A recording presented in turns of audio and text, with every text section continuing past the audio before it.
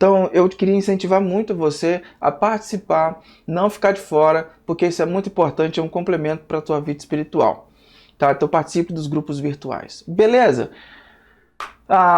Toda semana eu mando no grupo de WhatsApp um conjunto de textos, um conjunto de pequenas atividades, né? Tá basicamente leitura, depois a gente vai mesclar um pouquinho de leitura para alguns exercícios espirituais. A gente manda no grupo do WhatsApp. Se você não pertence ao grupo do WhatsApp e gostaria de participar, deixa aí no comentário que a gente adiciona você no grupo Amigos do Grupo Valinhos, ou no Face tem um link, você clica lá e você entra. Todo domingo você recebe esse plano de leitura, né? Que no grupo isso é compartilhado também, tá bom? Então, não perca isso de vista. E na semana que vem, essa semana agora os grupos acontecem normais, na semana que vem nós temos o fechamento da série, e aí a gente vai ter um encontro com todo mundo. Todo mundo que quiser participar, todo mundo dos grupos, a gente vai ter um encontro virtual, numa plataforma virtual, a gente avisa antes, e aí você pode participar, a gente vai botar suas impressões sobre essa série, o que falou o teu coração, o que ficou de dúvida, o que foi legal, o que não foi. A gente vai fazer esse fechamento grande, não vai ser transmitido, vai ser só para o pessoal participar no ambiente virtual, tá bom? Não vai ser uma live, é um bate-papo, ok? Então eu aguardo você. Tendo dito isso, seu coração está pronto para a mensagem? Seu coração está pronto para a gente refletir um pouco sobre pôr a alma em ordem? Está pronto para isso? Se sim, então vamos lá. Se não está, que o Espírito Santo te ajude. Vamos conversar sobre põe a sua alma em ordem, de disperso a focado. O tema de hoje a gente vai conversar de disperso a focado. Como colocar nossa alma em ordem, passando de uma pessoa dispersa a uma pessoa que tem foco, uma pessoa focada. Parece tema de coaching, de autoajuda, mas não é. Você vai ver o fundamento que a gente tem para falar sobre isso. E por que eu quero falar sobre isso agora? Porque a gente está chegando no final do ano, gente. Parece que esse ano não ia acabar nunca, né? Muitos planos foram por água abaixo, muitas coisas deram errado. Outras deram certo, mas nosso ano não foi como a gente planejou. E a gente está chegando no final desse ano. Nós estamos encerrando o mês 9. Está quase aí, né? E as nossas vidas ficaram meio caóticas. A vida de muitas pessoas ficaram meio caóticas. E no final do ano, com essa correria e com essa atividade, final de ano, as coisas vão chegando, esgotamento físico, esgotamento emocional. A gente vê o caos externo tentando tomar conta do nosso interior. A gente percebe, tem pessoas que já sabem que o último trimestre do ano vai ser punk, vai ser terrível. Porque é uma correria, é um monte de coisa para entregar, é prazo, é atividade que só acontece em final de ano, é uma coisa de louca. Então, nesse período, é o período mais tenso, na minha opinião, do ano, é o período onde esse caos externo, essa correria toda, ela tende a entrar no nosso coração e tomar conta de nós. Ela tende a tentar fazer com que o caos externo tome conta do nosso interior. E é engraçado porque a quantidade, a intensidade das demandas do nosso período atual, da época que nós vivemos, conduz a gente para um sentimento crônico de preocupação, de angústia e de ansiedade. É muita demanda, é muita intensidade, é muito complicado. E aí a gente vai se sentindo cada vez mais preocupado, nosso sono vai diminuindo, a qualidade de vida vai diminuindo, a gente começa a se sentir angustiado, a gente chora sem saber o porquê, e uma ansiedade louca toma conta da nossa vida. E é engraçado por quê? Porque a gente vive num tempo onde a gente tem tecnologia que deveria facilitar a nossa vida.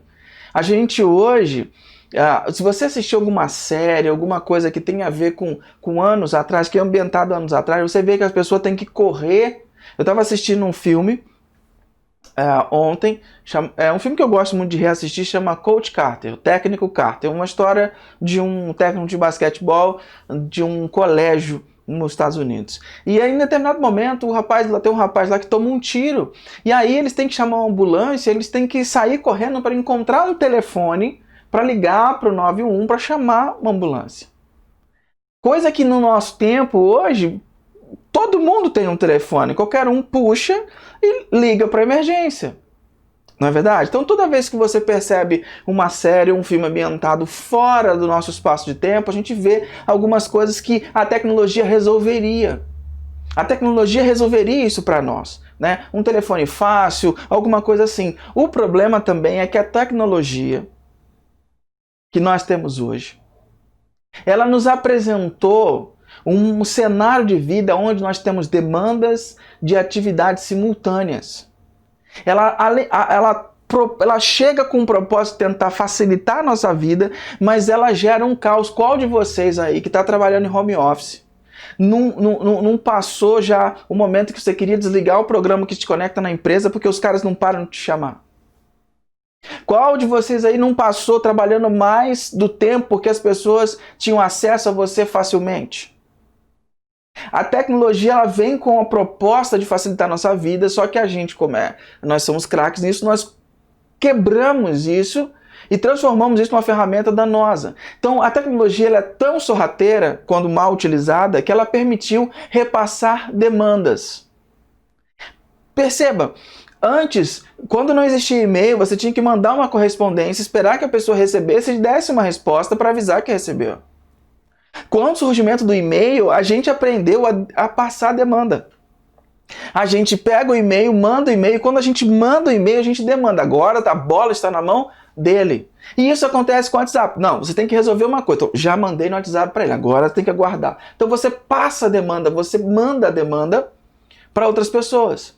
E isso vai causando que cada pessoa vai sendo um depósito de demandas.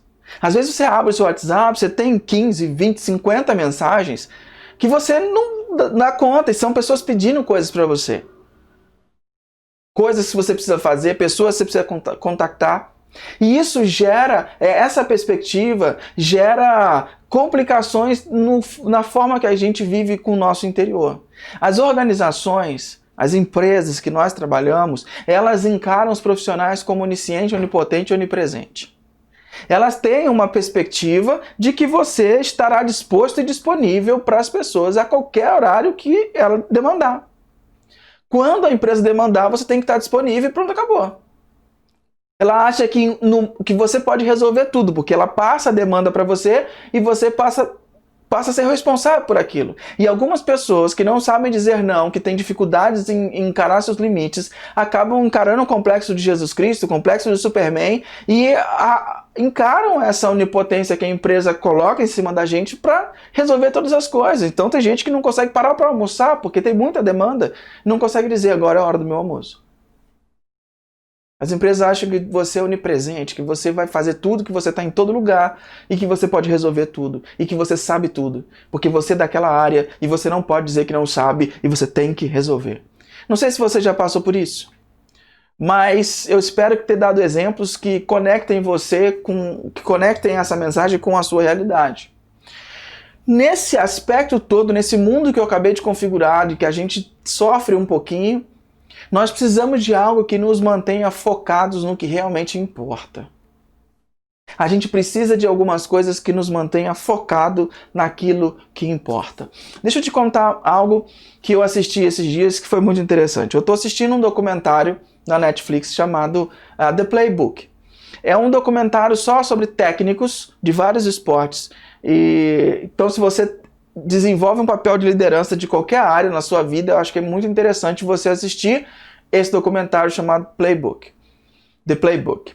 Um dos alvos, um dos entrevistados, acho que o primeiro entrevistado dessa série é um cara chamado Doc Rivers. Talvez você nunca tenha ouvido falar de Doc Rivers. Se você não conhece basquete, se você não gosta de basquete, você talvez nunca ouviu falar de Doc Rivers. Doc Rivers era um jogador de basquete da Liga Americana, da NBA, e depois se tornou técnico de basquete. Doc Rivers aceitou depois de uma caminhada, ele aceitou treinar um dos times mais famosos, o time com maior quantidade de títulos da NBA, que é o Boston Celtics. E ele, quando chegou nessa equipe, ele teve o primeiro ano muito ruim, aí o cara que contratou ele, o gerente, o Danny Ainge, bancou ele, falou, não, vamos continuar. E no ano seguinte ele conseguiu contratar 3 jogadores fantásticos para fazer a diferença na vida daquele time. E eles então montam um time muito bom para competir com o melhor time da época, que era o Los Angeles Lakers, do falecido recentemente Kobe Bryant. Doc Rivers, ele fala que ele, assim, meu problema, a minha dificuldade não é em treinar jogador, é fazer com que eles joguem em equipe. E aí o que ele fez? Eu preciso colocar esses jogadores, essas estrelas que vieram, focados num objetivo. Qual era o nosso objetivo? Doc Rivers, então, fez duas coisas para mantê-los focados no objetivo. A primeira, ele criou uma cultura no time. Uma cultura baseada na palavra africana Ubuntu. Ubuntu. Ubuntu é uma filosofia de vida, não é uma palavra. É uma filosofia. Ubuntu significa que nós todos somos mais importantes do que o indivíduo sozinho. O todo é mais importante que um só. Eu sou melhor quando você é melhor. Então eu não tenho medo de quando você melhora, porque quando você melhora, eu também melhoro. Eu sou melhor quando você é melhor. E ele implementou essa filosofia e eles começaram a agir dessa maneira, partilhando todas as coisas, dividindo, fazendo a outra pessoa crescer. Mas Doc Rivers sabia que isso não era suficiente, ele precisava focá-los, porque toda vez que eles entravam naquela quadra para jogar no time da NBA, cada título fica com um banner pendurado no alto da quadra onde eles jogam, com um ano que foi ganho. Então toda vez que eles entravam para jogar, eles viam aquelas bandeiras e eles falavam... eles se sentiam pressionados porque nós não ganhamos a nossa ainda, nós não ganhamos o nosso título. E o Doc Rivers pensando, falou assim, como é que eu vou manter essas pessoas, esses caras focados? Ele viu que no túmulo de Martin Luther King e do presidente Kennedy tem uma chama lá que nunca se apaga. Ele falou assim, eu não vou conseguir colocar uma chama dentro da quadra ou dentro do CT do treinamento aqui. Então ele teve uma ideia. Na quadra de treinamento ficam todos os banners de título. E tinha um espaço vazio para o próximo banner, que se eles ganhassem, ficaria ali a flâmula da vitória. Doc Rivers, então, pede para colocarem um holofote focado na parede, aquele círculo de luz aonde o banner ficaria. E depois de um treino, ele reúne os jogadores e fala, vocês viram alguma coisa diferente hoje? Um jogador fala assim... mas eu vi um negócio aqui, eu vi aquele holofote ali, né, na parede e tal, foi isso que eu percebi. Ele falou assim, esse aqui é o nosso farol, é o nosso alvo. Toda vez que vocês entrarem nessa quadra e vocês olharem e vierem treinar, aquele foco, aquele farol vai estar mostrando para vocês qual é o nosso objetivo, para vocês não desviarem em mais nada. Vocês olharão para ele e focarão, porque ali é o seu objetivo. E essa luz não se apagará nem de dia e nem de noite. Toda vez que vocês botarem o pé aqui, aquele foco de luz vai lembrar vocês do que é mais importante. Do que é mais importante. Da coisa mais valiosa, do porquê que você está aqui. Do porquê que vocês estão juntos aqui. Queridos, isso me marcou muito nessa série. Eu indico para você novamente The Playbook. Assista, se você tem algum nível de liderança, você quer aprender um pouco sobre isso, assista, é muito interessante.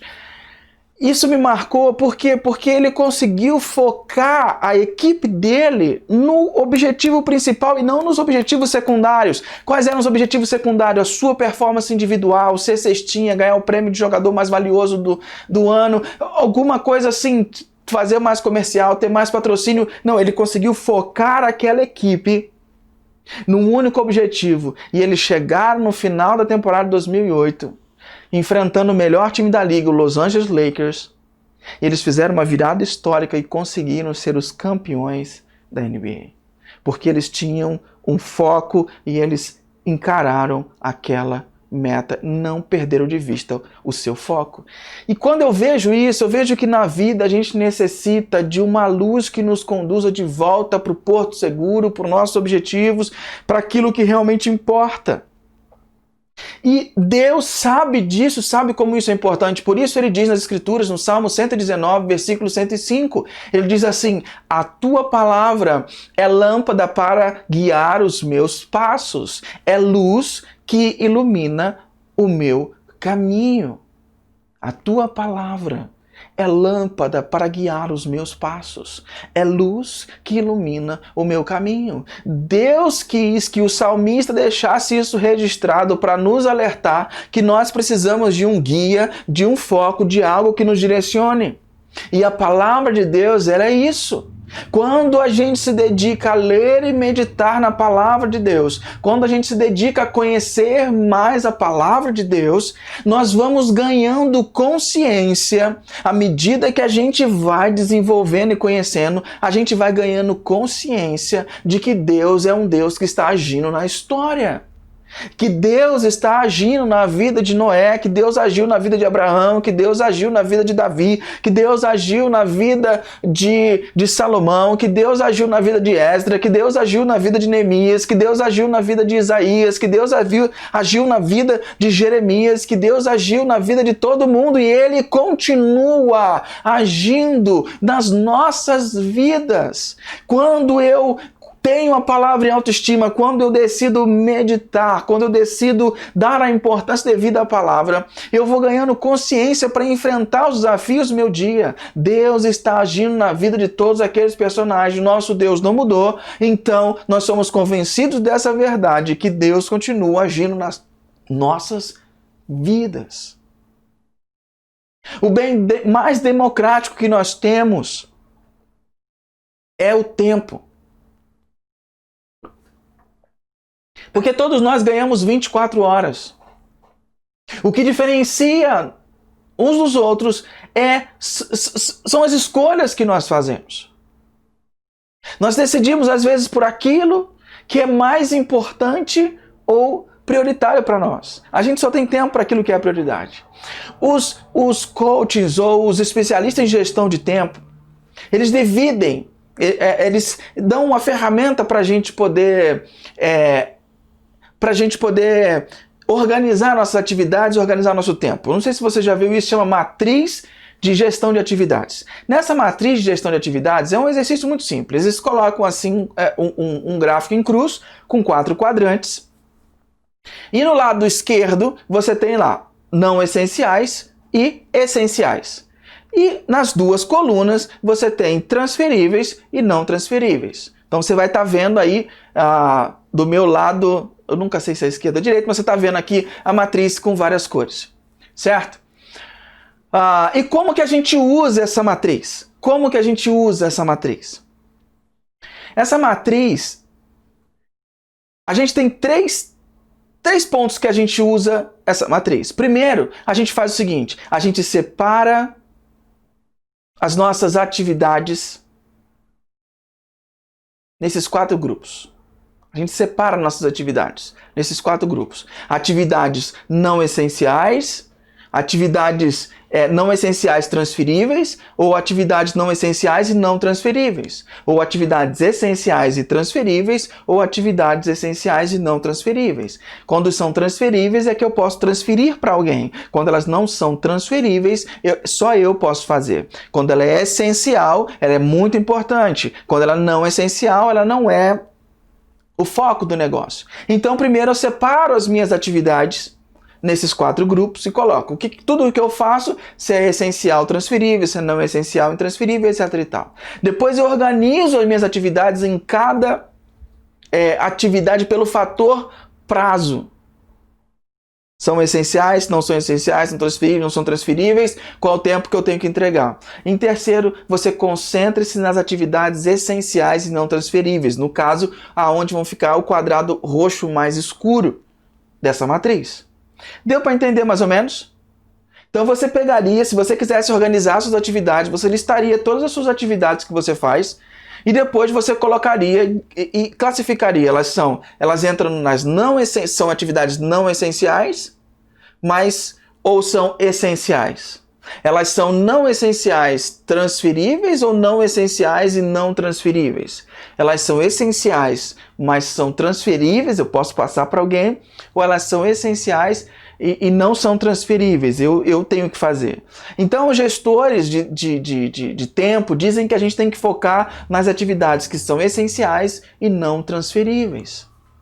Agora, deixa eu fazer uma pergunta para você. A leitura e a meditação da palavra se encontrariam nessa lista que você por acaso viesse fazer? Leitura, degustação da palavra de Deus. Ela entraria nessa lista? Se entrasse na sua lista, em qual quadrante você acha que ela estaria?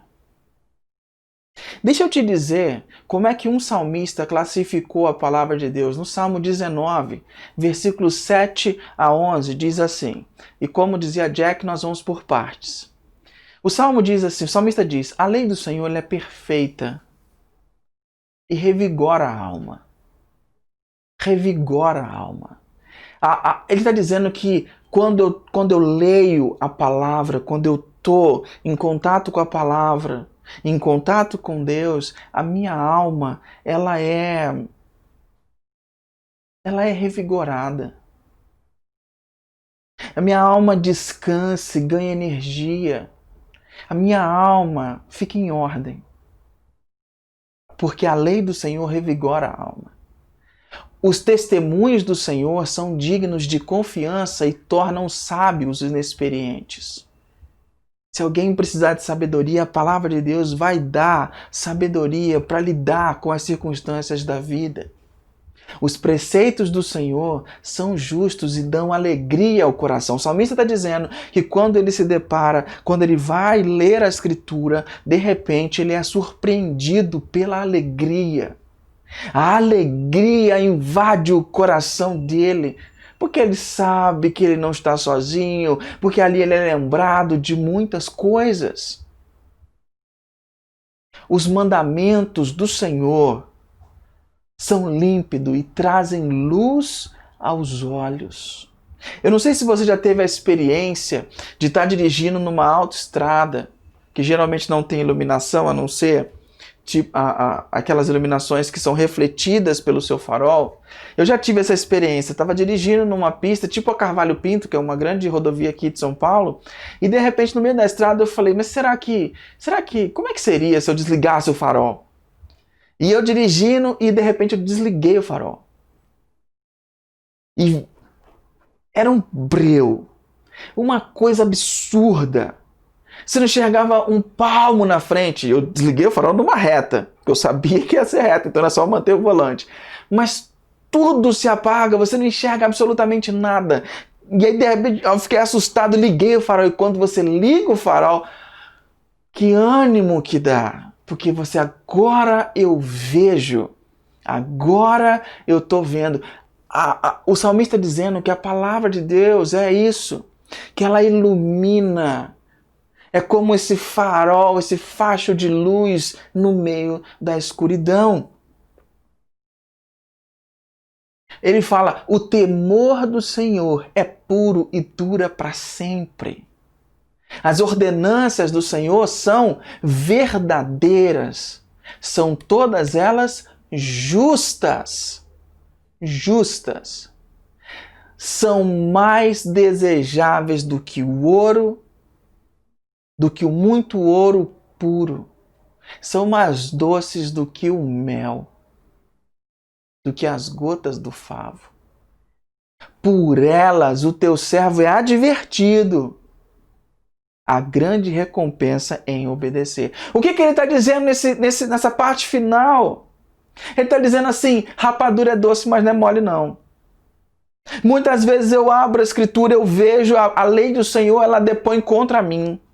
Ela fala contra a minha vida, ela fala contra meu caminhar. Ela fala contra, mas quando ela fala contra mim, ela não está só me condenando, ela está me dando alegria no coração, ela está trazendo luz aos meus olhos, está corrigindo a minha rota. Eu não estou à deriva porque a palavra do Senhor vem e me direciona. Ela vai contra, ela alerta, ela corrige o nosso caminho. Para esse salmista, você acha que a meditação e leitura das Escrituras estavam em que quadrante daquela nossa matriz? Para esse salmista, ter tempo com a palavra de Deus estava em que quadrante? Eu tenho certeza que estava naquele último quadrante. essencial e não transferível, é essencial para a minha sanidade, é essencial para a minha vida e eu não posso transferir isso para ninguém. Eu não posso transferir esse tempo, não posso transferir para o momento em que o pastor prega. Eu tenho que ter meu contato com Deus. Querido, entenda uma coisa sobre a Bíblia, que é diferente de todos os outros livros que você já leu ou vai ler. Tanto ela em papel como Bíblia virtual. A Bíblia foi feita para Hagar e não para consumir. A Bíblia foi feita para Hagar e não para consumir. E o que eu quero dizer com isso? Hagar é um verbo do hebraico aramaico que é semelhante ao movimento de alimentação dos bovinos. Então, como é que os bovinos se alimentam? Eles comem a grama, o mato, o feno, sei lá o que for, mastigam, mastigam, mastigam, mastigam. Aquele alimento desce, passa um tempo, aquele alimento volta, mastiga, mastiga, mastiga, mastiga, e depois o alimento desce. É chamado de ruminação. O Hagar é algo para você, talvez para ficar mais claro, é como um cachorrinho que ganha um osso. E ele no começo ele quer brincar com o osso, e que você vai botar a mão no osso, ele rosna. Mas depois dele roer o osso, brincar com o osso bastante, o que ele faz? Às vezes alguns enterram, outros, quando tem lá a sua casinha, jogam dentro da casinha e deixam lá escondidinho, para que ninguém possa pegar. Porque ele sabe que daqui a pouco ele vai voltar para lá. E ele volta para aquele osso e começa a roer, roer, roer. E depois de um tempo você percebe que aquelas bordas daquele osso estão todas comidas. E que o cachorro ele vai se degustando daquilo que está dentro, tutano do osso. Ele vai, que o osso que era desse tamanho, agora está desse tamanhozinho. É esse o processo para qual a Bíblia foi feita. Ela não foi feita para que você leia como um jornal, como uma manchete num blog que você segue ou como um post de Instagram. Leu, beleza. Não. A palavra de Deus ela foi feita para você degustar e não consumir. Leu um textinho hoje, já bati meu ponto, já li o que eu tinha para ler. Negativo. Deixa eu contar para vocês uma experiência que eu estou tendo com o Evangelho de Marcos. Acho que talvez desde o ano passado eu estou lendo o Evangelho de Marcos. E como que eu leio o Evangelho de Marcos? Não é regra, é o que eu estou fazendo, é a minha experiência do Hagar. Eu li o Evangelho de Marcos a primeira vez inteiro, nessa sequência agora, marcando num caderno todos os lugares que Jesus passava, lugares geográficos. Todos esses acontecimentos aconteceram quando Jesus estava em Jerusalém. Aqui ele estava em Cesareia, aqui ele estava... E eu fui capítulo por capítulo, parte por parte, meditando sobre os caminhos de Jesus, sobre onde Jesus andava. Beleza. Depois que eu terminei isso, eu virei a página do caderno e comecei a reler o Evangelho de Marcos. Agora com uma outra perspectiva. Tentando perceber as falas de Jesus aonde ele estava. E essa minha leitura, ela me leva, por exemplo, às vezes eu passo meia hora em 2 frases. O tempo meu de devoção, eu leio às vezes um parágrafo e naquele parágrafo eu fico mastigando, eu fico degustando, eu fico perguntando para Jesus e ele começa a revelar coisas para o meu coração. Porque é nesse ambiente de degustação da palavra, é para esse ambiente que ela foi feita. Meu propósito agora é ler ela parágrafo por parágrafo e fazendo novas descobertas. Deixa eu te fazer uma segunda pergunta dura agora para você. Aonde foi que você perdeu a paixão pela palavra de Deus? Onde foi que a sua paixão foi embora pela palavra? Que você não lê mais, muito mal você ouve por causa da tecnologia. Aonde foi que essa paixão se perdeu, se é que um dia teve? Essa mensagem de hoje versa sobre essa circunstância. Por quê? Porque saborear a palavra demanda da gente exclusividade. demanda da gente exclusividade. Deixa eu pintar um quadro para você, para ver se você entende o que eu falo e o que eu bato nessa tecla sobre exclusividade.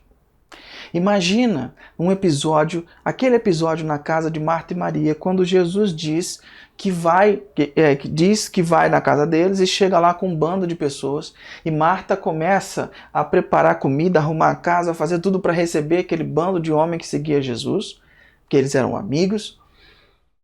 Mas de repente você imagina assim, imagina Maria entrando na sala, Jesus lá sentado, ensinando, Maria, dá licencinha.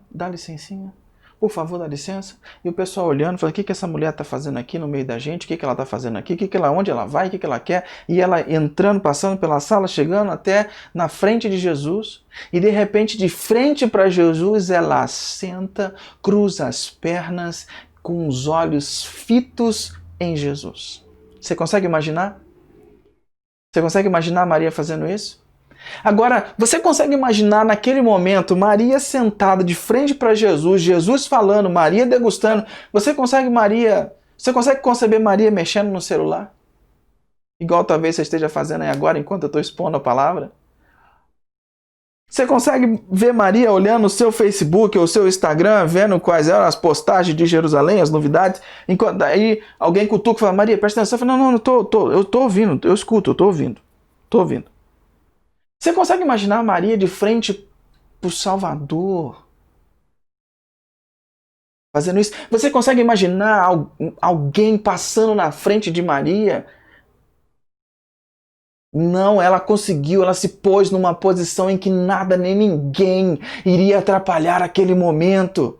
Aí se você falar para mim, pô, mas pastor, eu não tenho esse tempo. Lembra que eu falei antes, a gente só tem tempo para aquilo que é prioridade? Se tiver uma demanda com seu filho, você vai ter tempo. Se tiver uma demanda com sua família, você vai ter tempo. Se tiver uma demanda no seu trabalho, você se vira e vai ter tempo. Por que com Deus? Por que com a palavra não é assim? Não é verdade? Queridos, você ter esse tempo de exclusividade com a palavra de Deus faz toda a diferença.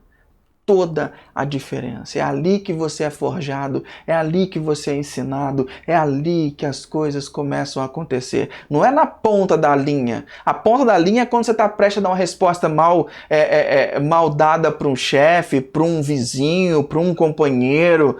Ali é a ponta da linha. Não é ali que você vai falar assim, então eu preciso me segurar. Não, ali já vai. Você ganha essa caixa, essa massa muscular, espiritualmente falando, lá nos seus momentos de exclusividade com Deus. É ali que você é forjado, é ali que você é fomentado. Pensa na academia, por exemplo. Numa academia, quando você vai malhar, você vai testando, puxando peso, puxando ferro, fazendo aquelas coisas. Você, não é na hora que você tem que levantar alguma coisa que você vai ficar forte. Você fica forte antes para você depois conseguir pegar o peso. Você fica forte antes, você tem um condicionamento físico. Então, a dinâmica com Deus é bem aquela, entra no teu quarto, fecha a tua porta e teu pai que te vê em secreto. Por que você acha que Jesus falou isso? Por que você acha?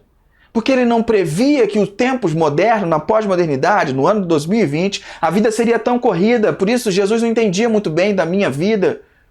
Então, por isso que ele falou isso para aquela época, não funciona para hoje. Você acha mesmo? Você acha mesmo que Jesus é desconectado da história? Ou a nossa vida que está saindo do eixo, a nossa alma está em desordem e o caos externo está querendo ocupar o nosso interno? Esse é o risco que eu tenho falado para vocês da celebração online. Esse é o risco de você ser um mero espectador, de você estar aí sentado no seu sofá, ou no seu escritório, ou do lado de fora de casa, onde você estiver, e você não está conectado, você não está integrado nessa celebração que estamos fazendo. Você está, se alguém te chama, você vai, porque não, está gravado, a gente assiste depois. Nada contra assistir depois. Eu estou falando sobre postura do coração, não no momento em que você assiste. Ok?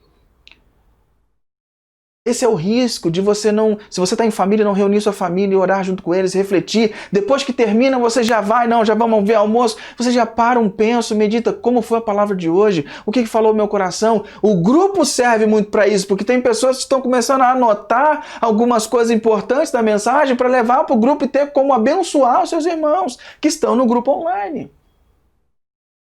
Certa vez o Bill Hybels, ele perguntou numa entrevista para o Dallas Willard, que é um outro pensador cristão que já foi para o encontro do Pai, que a gente cita muito aqui, e ele perguntou o seguinte para o Dallas Willard: existe alguma coisa que te deixa para baixo? Existe alguma coisa que te desanima, Dallas? E o Dallas responde assim: eu vou compartilhar com você o que me deixa para baixo. Aborrece-me que os seguidores de Cristo exijam tanto incentivo e adulação para fazer a obra de Deus no mundo. Conheço muitos pastores que precisam suplicar para que as pessoas compareçam aos eventos. Precisam implorar para que elas usem seus dons espirituais concedidos por Deus a fim de expandir o reino. Precisam insistir para que leiam a Bíblia, orem, dizimem. As igrejas gastam milhares de dólares produzindo vídeos emocionantes para levar as pessoas a cuidarem dos pobres, porque se não exibirem esses vídeos, a congregação, na verdade, não se importará com os pobres. Não deveria ser assim. A motivação de um seguidor de Cristo deveria vir de dentro. Querido, deixa eu confessar uma coisa para você. Eu me identifico muito, mas muito com essa afirmação do Dallas Willard. Grande parte da minha tristeza como pastor reside nessa realidade. De que a gente ensina, fala, e que a gente quase tem que fazer malabarismo para mostrar para você como que você vai fazer para salvar a sua vida. Não salvar no sentido redenção, de salvação para a eternidade, mas como você vai viver o cristianismo, como Paulo diz, veio desenvolver a sua salvação. É doloroso, é muito triste, é muito desgastante. Eu tenho que ficar reensinando a pessoas sobre a necessidade de contribuição e de manter a sua fidelidade financeira para com Deus. Há 2 meses, a gente, na nossa comunidade, não consegue fazer o mínimo para pagar nossas contas. Eu tenho que ficar ensinando para pessoas que já conheceram a Jesus, mas que o bolso não se converteu, que é infantil nessa área. Pessoas que já deveriam há muito tempo, mas que, quando se trata desse aspecto, negligenciam a fidelidade, roubam a Deus, como diz Malaquias. Eu tenho que ficar insistindo toda semana, mostrando, olha, é bom, é importante, participe do grupo, participe de um grupo, ache um grupo para você. É desgastante demais e eu entendo muito o que Dallas Willard está dizendo. E talvez você precise fazer uma avaliação do seu coração, de onde vem a sua motivação e por que você não faz aquilo que você deveria fazer.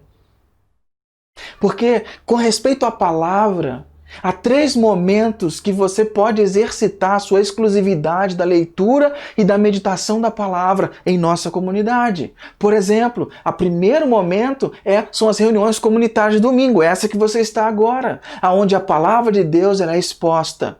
E você pode desfrutar com exclusividade da palavra de Deus. O segundo momento são os pequenos grupos online, onde a palavra ela é compartilhada, onde cada um abençoa o outro. Ali também é o segundo momento que você pode desfrutar disso. E o terceiro momento, onde você pode, é o momento da devoção diária, onde a palavra é degustada. Então a nossa comunidade tem uma dinâmica onde a palavra é exposta, onde a palavra é compartilhada e onde a palavra é degustada. Nos tempos que vivemos, precisamos de um ponto brilhante da Escritura que nos encorajem, que encontre especial ressonância em nós para nos orientar no nosso caminho. para a gente servir ao que Deus propõe e que esse ponto brilhante nos sirva de referência. Em tempos de ondas grandes, esse ponto nos leva de volta para o curso. E o que eu quero falar agora, de agora para o final, é te ensinar uma ferramenta que pode ser esse ponto que vai te ajudar a se manter no curso. Então, primeiro eu te mostrei o caos que a gente vive, a tentação do caos externo invadir nosso coração, nosso interior. Depois eu te mostrei como que a palavra é importante para a nossa vida. E agora eu quero te dar uma ferramenta para que você, com a importância da palavra, se livre desse caos e possa caminhar seguro com o norte, um farol na sua frente, que não te permita desviar e esquecer o que é o mais importante. A ferramenta que eu quero te explicar, que eu quero te incentivar a ter hoje, chama-se versículo companheiro ou versículo para a vida. O que é um versículo para a vida? É uma passagem da Escritura que serve como slogan para guiar e manter o foco em todas as épocas da sua vida. O versículo para a vida, ele vai impressionar você e vai te impulsionar num nível pessoal. E ele vai servir de farol para orientar você continuamente de volta à missão e visão de Deus para a sua vida. O versículo para a vida nos ancora na verdade, nos faz ter atenção constante no nosso propósito de vida e mantém o nosso foco e nosso propósito. Em tempos de bonança, o versículo nos mantém centrados. Em tempos de ondas grandes, ele nos mantém centrados e seguros. E ele é uma ferramenta poderosa para pôr a nossa alma em ordem. Não é um mandamento bíblico. Você não vai encontrar em nenhum lugar um mandamento bíblico para você encontrar um versículo companheiro. Mas é uma orientação saudável que muitos homens de Deus adotaram isso em sua história e fez toda a diferença. Então o que eu quero te incentivar é você achar uma porção da Escritura que tenha essas características que eu vou te falar agora e que sirva de norte, que te lembre quem você é, de quem você é, para onde você está indo e de quem é o seu coração. Ou melhor, um versículo que te lembre quem você é, aonde você está, para onde você está indo e de quem é o seu coração. Vou te dar 3 características de um versículo para a vida. A primeira característica de um versículo para a vida é que ele esclarece o que é mais importante. O versículo para a vida, ou esse versículo companheiro, refletirá a orientação particular de Deus para a sua vida. Vai dirigir a sua atenção para o chamado e a tarefa que são únicos para você. Vai sempre te lembrar do porquê você está aqui, qual é o motivo de Deus ter te colocado nessa terra. Você não pode esquecer, querido, Bill Hybels diz, um dia cada homem, mulher, criança, adolescente, incluindo você, comparecerá diante de Deus e todos terão de explicar como investiram a própria vida. A segunda característica de um versículo para a vida é que ele evoca o melhor de nós. Devemos dar muito fruto com a nossa vida única e exclusiva. Às vezes nós perdemos o foco. Às vezes a gente perde o foco da vida. Porque a gente não tem esse versículo que nos ancora. Esse versículo ele evoca o melhor de nós. Ele evoca que a gente tem que dar fruto, que a gente tem que dar o melhor, que a nossa vida é única, exclusiva e é a única que a gente pode dedicar a Deus. E a outra característica é que ele traz conforto. Ele traz conforto da gente estar fazendo a coisa certa. Deixa eu te contar uma história. Certo dia um cara foi contratado para cavar um buraco para fazer uma piscina. Um buraco, naquelas piscinas pré-prontas, ele cava o buraco certinho e depois a piscina vem e encaixa.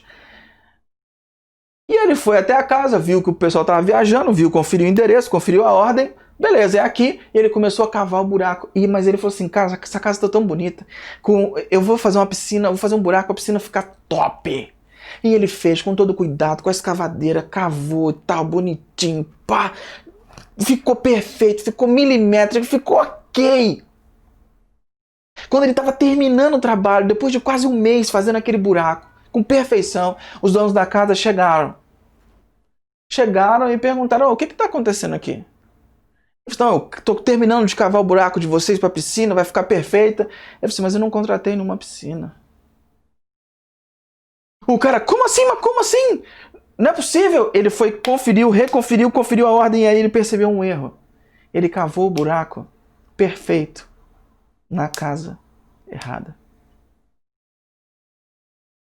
Muitas vezes nós fazemos isso com a nossa própria vida. Cavamos um buraco perfeito, cavamos algo, fazemos com excelência, lindo, bonito, uau, todo mundo aplaude, mas Deus, que realmente importa, fala, não falei para você cavar buraco nenhum. Às vezes você gasta a vida inteira cavando buraco na casa errada. E o versículo para a vida, ele nos ajuda a manter a gente no foco. Ele traz conforto porque ele sabe que às vezes nós damos tudo de nós e ninguém percebe, mas Deus percebe. Nós fazemos tudo o que fazemos para a plateia de um. A plateia de um, onde Deus é a plateia. A Lídia está dizendo aqui, espalhei versículos para a vida pelas paredes da minha cozinha para que meus olhos fitem nas orientações do médico. É disso que eu estou falando. É disso que a Lídia está falando aqui, está testemunhando, compartilhando. É disso que a gente está falando. Porque quando a gente perde muito de vista, a gente se perde. E o versículo para a vida é isso mesmo, é você ter um norte. Você tem um norte e ali você sempre vai voltar para ele porque ele vai te trazer conforto e consolo sobre aquilo que tem a ver com a sua vida. Por exemplo, deixa eu te dar um exemplo de 2 caras que escolheram versículos para a vida. Eu não sei se você conhece um cara chamado Billy Graham.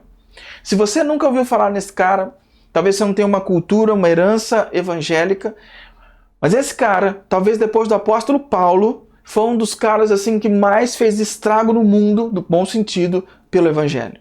Ele foi um conferencista fantástico, foi conselheiro de vários presidentes, ele falava no Vale do Silício, ele era um pregador fantástico. E ele escolheu o Salmo 16, versículo 11, fala, tu me mostras o caminho que leva à vida, a tua presença me enche de alegria e me traz felicidade para sempre. E todos que caminharam com Billy Graham percebiam nele uma alegria tremenda de fazer a obra de Deus. Um outro cara, você já deve ter ouvido falar, principalmente por causa dos conflitos raciais que estão acontecendo nos Estados Unidos, chama-se Dr. Martin Luther King Jr., um ativista dos direitos humanos. E ele escolheu Amós 5:24. Em vez disso, quero que haja tanta justiça como as águas de uma enchente, e que a honestidade seja como um rio que não para de correr. Em outras versões você vai encontrar que a justiça corra como um rio perene. Qual foi a luta de Martin Luther King? Ele lutava pela igualdade racial, pela justiça nos Estados Unidos. Versículo para a vida. Encaminharam essas pessoas, eram nortes. Não está programado aqui, mas eu senti o desejo de compartilhar com você como isso funciona na minha vida. O versículo meu para a vida, que me orienta, que me traz de volta, sempre que eu preciso, diz assim. Você já leu esse versículo, eu já mandei ele para você. Ele diz assim, tu, Senhor, é tudo que eu tenho. O meu futuro está em tuas mãos. Tu diriges a minha vida. Tu, Senhor, é tudo que eu tenho. O meu futuro está em tuas mãos. Tu diriges a minha vida. Quando eu e a Sabrina passamos dificuldades por não conseguirmos engravidar, esse versículo me mostrava que a minha felicidade não estava em ter um filho, mas a minha felicidade estava porque tu, Senhor, é tudo que eu tenho. E tu é que diriges a minha vida. O meu futuro está em tuas mãos. Toda vez que eu me deparo com dificuldades perante a igreja, que ela não cresce como eu esperaria, e que as coisas não vão do jeito que eu acharia que deveria ir, Quando eu olho para outras pessoas da minha idade, outros pastores com igrejas muito maiores, eu me lembro que eu não posso transformar a vida dessas pessoas no meu projeto pessoal. Porque tu, Senhor, és tudo que eu tenho. O meu futuro está em tuas mãos. Tu diriges a minha vida. Toda vez que eu passo uma dificuldade, esse versículo me volta e me centra. Toda vez que eu passo uma tentação, quando eu lembro, esse versículo me traz de volta para o eixo. Esse versículo me ajuda a pôr a minha alma em ordem e me ajuda a não me importar com as coisas adjacentes. Deixa eu te contar uma última historinha. Certa vez, uns caras estavam numa regata de barcos. Né? Regatas são competições de barcos onde você tem várias corridas. Uma regata você tem várias corridas e quem tiver maior número de pontos ou menor número de erros nessa regata, ele ganha. E o prêmio de cada regatinha, cada corridinha, você ganha bonés. Bonés. Então, primeiro lugar ganha bonés. A pessoa que ganha a competição inteira ganha o troféu. Certa vez esses caras estavam competindo e estavam ganhando, tinha gente profissional de tudo quanto é lugar nessa regata, e eles estavam competindo, e chegou na última corrida, e eles estavam assim, tinha um barco que tinha muitos profissionais, que corriam no mundo inteiro. A única coisa que eles tinham que fazer é chegar na frente desse barco. A única coisa é chegar na frente desse barco. Eles não precisam ganhar a corrida, eles podiam chegar em penúltimo e aquele barco em último, eles seriam campeões. E eles começaram a regata e o mestre lá do barcos, que orientava, sempre de olho naquele barco. Eles tinham que chegar na frente daquele barco. E eles estavam indo bem, estavam em terceiro lugar, estavam indo bem. Quase no final, os participantes do barco começaram a falar assim, poxa, se a gente saísse um pouquinho aqui para a esquerda, a gente passaria o segundo colocado. E saindo um pouquinho mais para a esquerda, a gente passaria o primeiro colocado, ganharia essa corrida também. E aquela conversa começou a ficar mais animada. E pessoal, vamos ganhar. E o cara, que era o líder, que dava instruções, de olho naquele barco. De repente ele se cansou de ouvir aquele burburinho e falou assim, meus queridos, deixa eu falar uma coisa para vocês. Vocês estão focados em ganhar bonés ou vocês querem ganhar o troféu?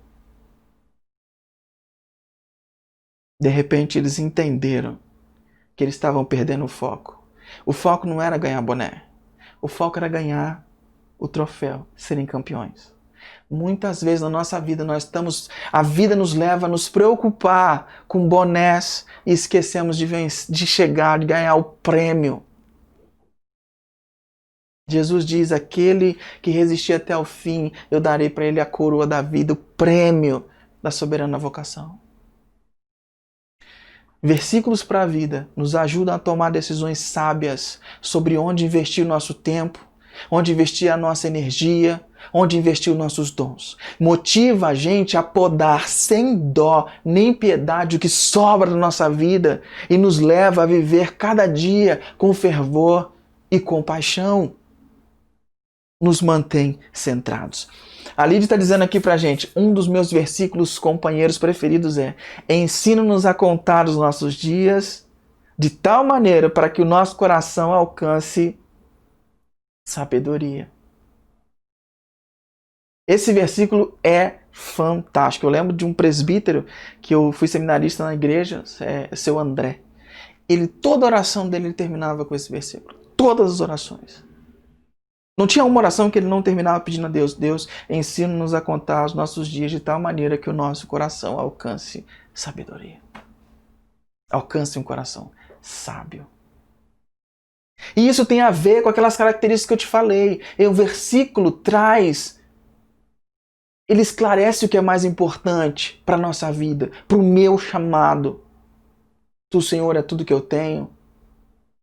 O meu futuro está em tuas mãos e tu diriges a minha vida. O que é mais importante para mim é que nenhum bem, nenhuma conquista é mais importante que o Senhor.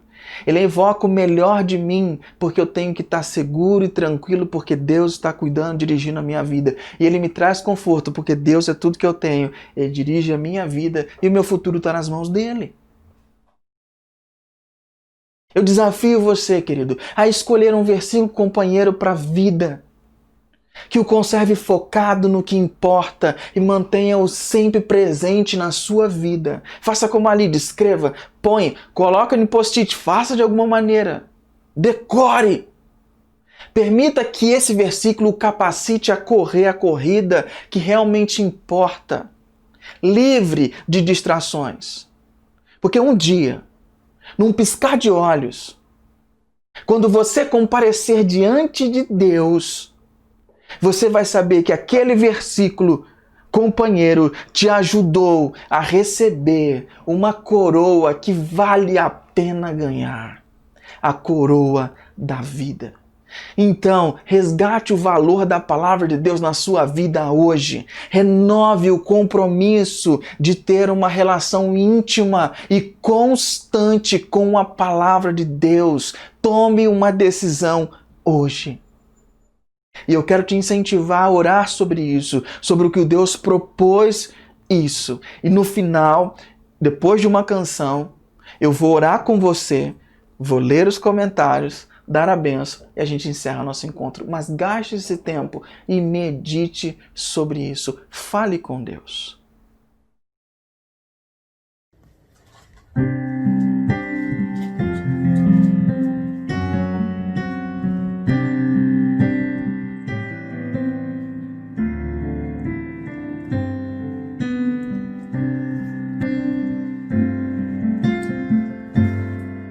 Ao erguer a voz pra te adorar, sinta tua presença aqui. Me ajoelho ao Pai ao derramar o meu ser diante de ti. Ao erguer a voz pra te adorar, sinta tua presença aqui. Me ajoelho, Pai, a derramar o meu ser diante de ti. Cante comigo todos. Faz teu tabernáculo em mim. Faz teu tabernáculo em mim. Que a minha vida possa ser uma expressão do teu poder. Faz teu tabernáculo em mim. Faz teu tabernáculo em mim. Novamente. Faz teu tabernáculo em mim. Faz teu tabernáculo em mim. Que a minha vida possa ser uma expressão do teu poder. Faz teu tabernáculo em mim. Faz teu tabernáculo em mim.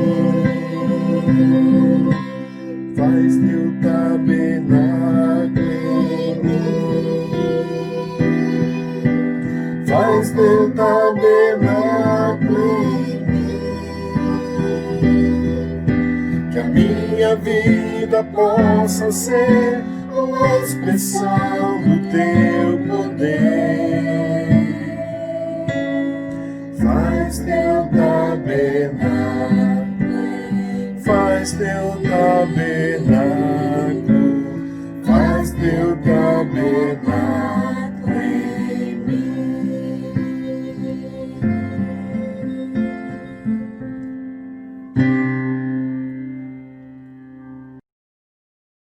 Pai querido, eu peço que o Senhor possa ouvir as orações dos meus queridos irmãos e irmãs. Peço que o Senhor sustente aqueles que decidiram hoje fazer um compromisso de ter uma nova relação com a Tua Palavra. Peço que o Senhor sustente aqueles que já têm esse compromisso. E peço para aqueles que não acham que é necessário, que o Senhor possa os convencer na medida da necessidade que o Senhor achar. Que o Senhor acolha cada oração de cada família. Em nome de Cristo. Amém.